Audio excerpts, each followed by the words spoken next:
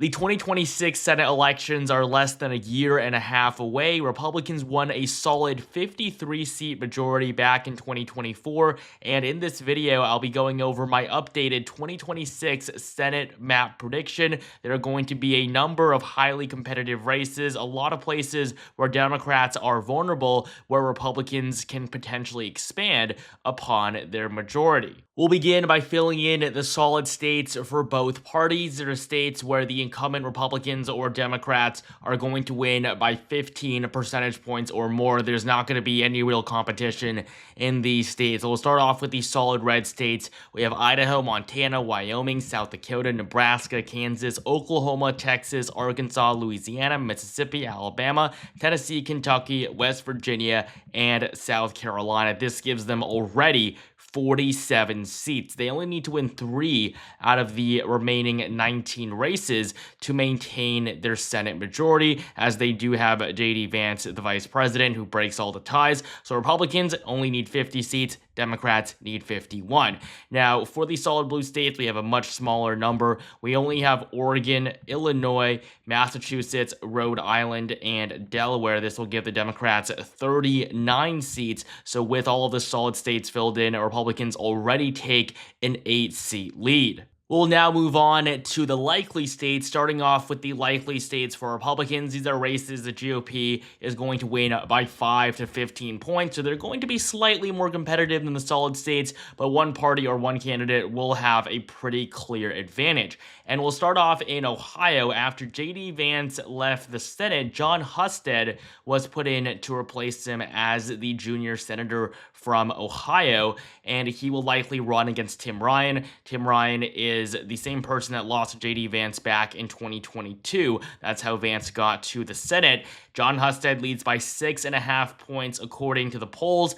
Ohio is a state that Trump carried by a double-digit margin against Kamala Harris, and considering how red the state is, there's no doubt that Jon Husted will win his re-election to a full 6-year term by at least 5 points. And before we continue, we have a message from our sponsor. If you like to stream movies and TV shows, you're definitely missing out on a huge catalog of entertainment not available in your country. That's where Private Internet Access VPN steps in. What's a VPN? Well, whenever you're browsing online, your device is transmitting a ton of personal information out into the open, which can be viewable by anyone. A virtual private network hides your IP address and encrypts your internet connection through a secure tunnel, protecting your data from those trying to exploit your private information. Private Internet Access is the world's most transparent VPN provider with over 30 million downloads. With PIA, your information is safe. All you have to do is use PIA VPN to change your virtual location to another country. I recently wanted to watch The Godfather, but it wasn't available in the US. A simple PIA VPN connection to Canadian server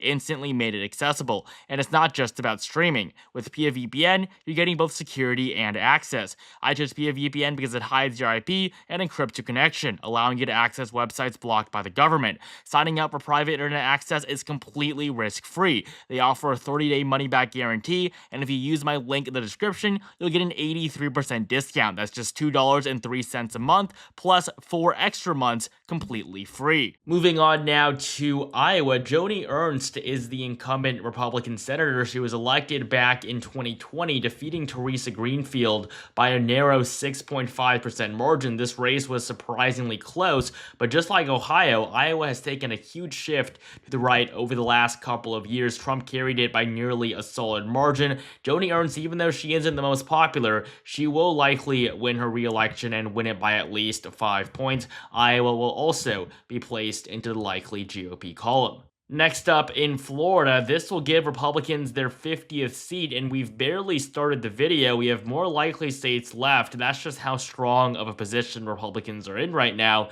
going into these midterms. Now, in Florida, we have Ashley Moody as the incumbent Republican. She was appointed after Marco Rubio left the Senate to become Trump's Secretary of State. Marco Rubio in 2022 won re-election by 16 points. In 2024, Rick Scott won by 13. There's no doubt that Florida is going to be a Republican hold. Ashley Moody is going to win her re-election by at least a double-digit margin. Moving up now to Maine, Susan Collins will be running for re-election to a 6th term. She is already the longest serving member of Congress from her state, a record that she was expected not to take back in 2020 when she was losing to Sarah Gideon in literally all of the polls. In 2020, the race was looking terrible for the incumbent Republican Susan Collins. I mean, just look at her result from 2016. She wins by 37 points, but because of how much more polarized the country was, and especially the state of Maine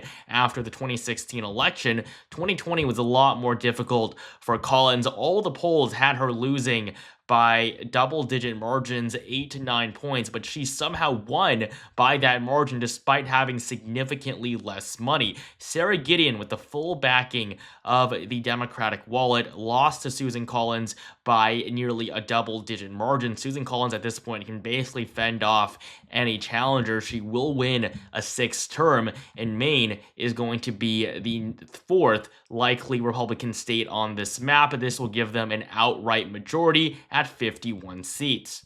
And finally, the last likely red state on this map is going to be Alaska, where Dan Sullivan will be seeking a 3rd term in office. He'll be running against Mary Peltola. Peltola is the former congresswoman that won the Alaska at-large district in 2022. Now, the main reason she won is because her main opponent was Sarah Palin, probably the worst person Republicans could have put on the ballot. Against Dan Sullivan, who is a much stronger candidate, Mary Peltola is very likely to lose. She lost in 2024 to Nick Begich, and that is why she is no longer serving in the House.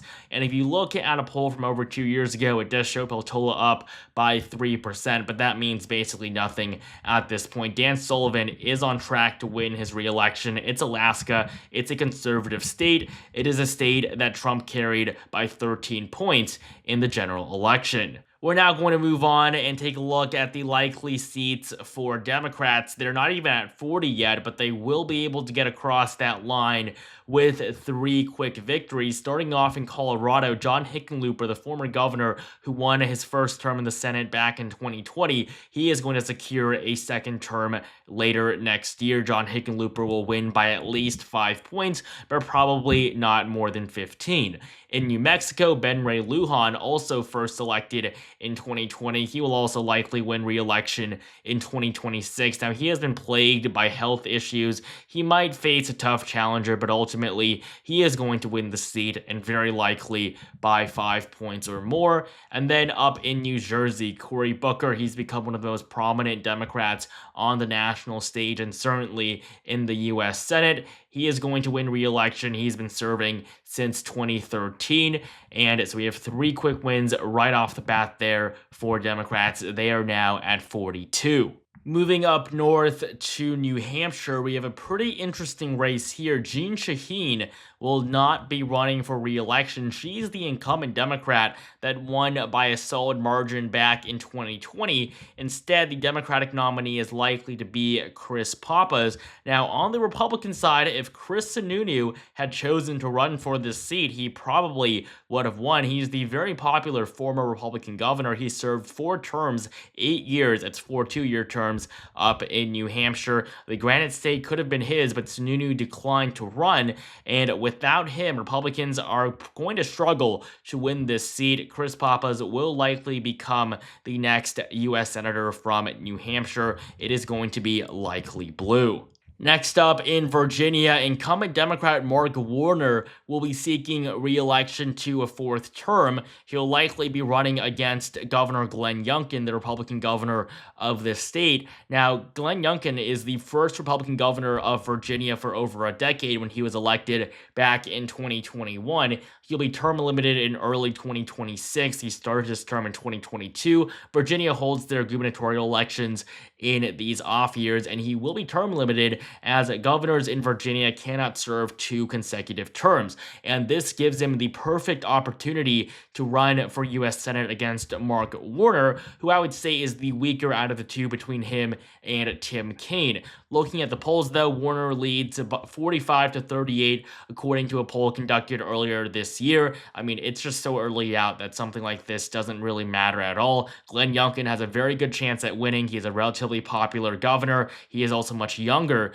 than Mark Warner. And so if they were to go head-to-head, I would say that both candidates have a good shot, but I would still give, at least right now, Mark Warner a very slight advantage. And so the Commonwealth of Virginia is going to be likely blue, but this is definitely subject to change. Up in Minnesota, we have another likely blue state, a state that Kamala Harris almost lost in 2024, even though she ran with the state's literal governor, Tim Walz, as her running mate. And so Trump came pretty close late last year, and looking at the Senate, Tina Smith, she won by 5 points in 2020. She would be the best candidate for Democrats as she is the incumbent, but she has chosen not to seek re-election, and as a result, Peggy Flanagan, the lieutenant governor, she is likely to become the next U.S. Senator from Minnesota if she does win the primary and then the general election. On the Republican side, we don't really have too good of an idea of who is going to run. There isn't the best bench for Republicans in Minnesota just because it's been controlled by Democrats for a very long time. No Republican has won the state in a presidential election since 1972. But Peggy Flanagan, she is right now the favorite. Minnesota is going to be lean blue. It is going to be incredibly close, but considering its blue history, I will give Democrats a very slight advantage. We don't know who the Republican is going to be yet, so just like Virginia, the rating here is also subject to change, and this is definitely another race that we'll be keeping a close eye on. We're now left with just 3 states. These are all going to be decided by tilt margins, so margins less than 1%. For those lean states, Minnesota and Virginia, the margins are going to be 1 to 5. But with Michigan, North Carolina, and Georgia, these 3 races are going to go down to the wire. And so we'll begin in Michigan. This is a state that Democrats should win pretty easily. They have Gary Peters, the incumbent. He did win by less than 2 points in 2020, but with the incumbency, Democrats would still be expected to hold on to this seat in a state that does lean to the left generally. However, Gary Peters has announced that he will not be running for re-election to a 3rd term after his narrow margin of victory in 2020. And the problem for Democrats is not that they don't have good people that could replace him, but the fact that everyone that is declared so far is quite honestly pretty underwhelming and not notable in any way. If you look at the candidates that have declined, though, this is where you see all of these strong contenders for this seat. I mean, Pete Buttigieg, even though he wouldn't make the best national candidate, he would still do quite well in a Michigan Senate race. I mean, this is someone that Democrats would want. They would also want Gretchen Whitmer. Now, this is likely because Whitmer is eyeing the presidency in the Democratic primary in 2028, but Whitmer, I believe, would, even over Buttigieg, be the best candidate to replace Gary Peters. But without these 2 big names in the race, Democrats just don't really have anyone significant right now, but Republicans certainly do. They have Mike Rogers. Rogers is a former member of the House of Representatives, and he became very close to winning the Senate seat in 2024. Alyssa Slotkin won by just 0.34%. And the reason why this is so impressive is because nobody thought that Mike Rogers would actually win. Republicans gave him no money, but somehow he became such an underdog and somebody that performed so much better than expected. He came so close, and next time he's definitely going to have a lot more funding, and he is much more well known than he was going into 2024. And so Democrats are really going to struggle here, and without any good candidates that have publicly expressed interest or have declared, I will be placing Michigan into the tilt Republican category. Next up, in North Carolina, Thom Tillis is fighting for his life right now, not only to win the general election, but also to win the Republican primary. He is running for a 3rd term. He narrowly won back in 2020.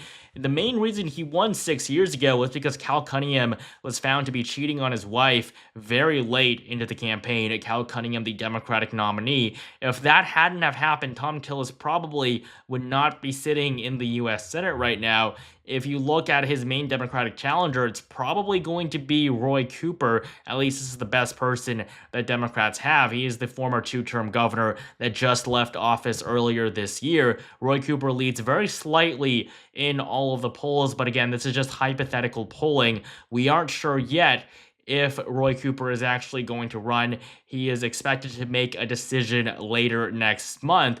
But for now, with the consideration that Tom Tillis could still be replaced, he could be replaced by someone better, and the fact that he is still a two-term incumbent, combine that with Roy Cooper not having officially entered the race, North Carolina right now is going to be tilt Republican on my map, although this is definitely subject to change as we continue to hear announcements coming from these potential candidates. And finally, we have yet another competitive Senate election in Georgia. I mean, this all started back in 2020 when Jon Ossoff and Raphael Warnock were narrowly elected in runoffs. In 2022, Warnock won his re-election because the 2020 race was only a special election for Warnock. But now we have Jon Ossoff defending his seat to win a second 6-year term. He has a pretty good chance depending on who he runs against. Jon Ossoff is doing well against Brad Raffensperger. He hasn't officially decided whether or not he's going to run. He's the Secretary of State of Georgia. Brian Kemp, though, this is the best candidate for Republicans. They really wanted him in this race. Even Donald Trump endorsed him, even though Trump endorsed his primary challenger for the governorship back in 2022. That, of course, was David Perdue. Brian Kemp has chosen not to run. He was the person at best positioned to defeat Jon Ossoff. Now against Marjorie Taylor Greene, Jon Ossoff does very well.